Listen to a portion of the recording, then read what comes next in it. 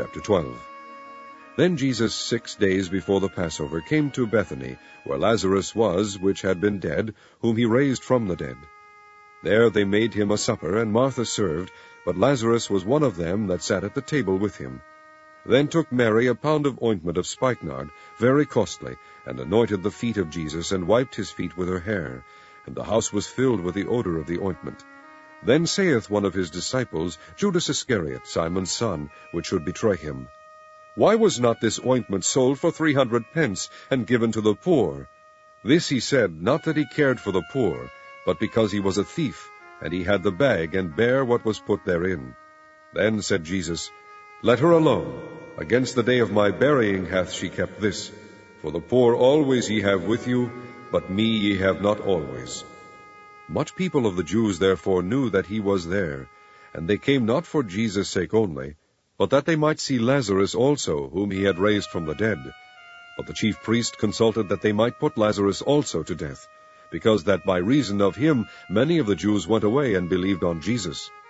On the next day much people that were come to the feast, when they heard that Jesus was coming to Jerusalem, took branches of palm trees, and went forth to meet him, and cried, Hosanna! Blessed is the King of Israel that cometh in the name of the Lord.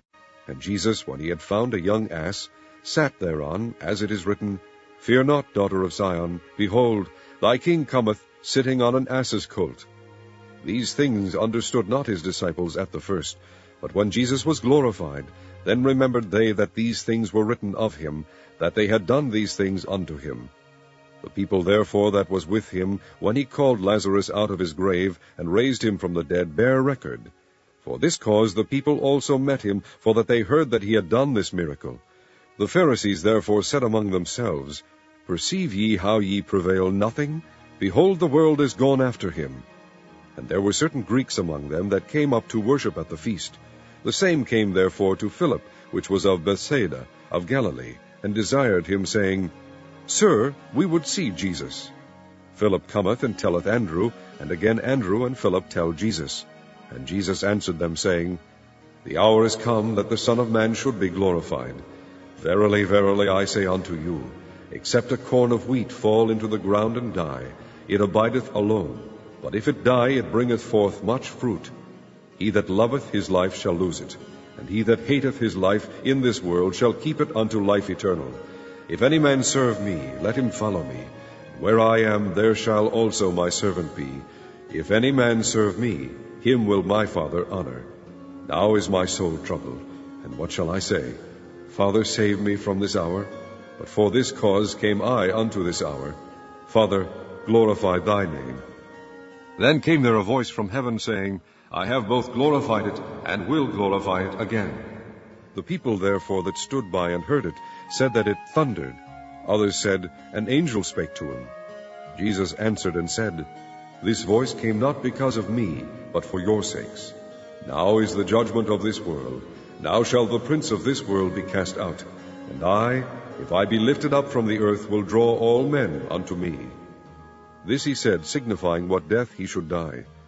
The people answered him, We have heard out of the law that Christ abideth forever. And how sayest thou, the Son of Man must be lifted up? Who is this Son of Man?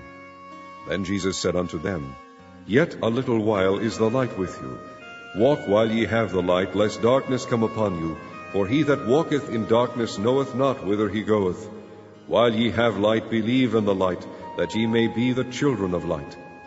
These things spake Jesus, and departed, and did hide himself from them. But though he had done so many miracles before them, yet they believed not on him. That the saying of Isaiah the prophet might be fulfilled, which he spake, Lord, who hath believed our report, and to whom hath the arm of the Lord been revealed? Therefore they could not believe, because that Isaiah said again, He hath blinded their eyes, and hardened their heart, that they should not see with their eyes, nor understand with their heart, and be converted, and I should heal them. These things said Isaiah, when he saw his glory, and spake of him.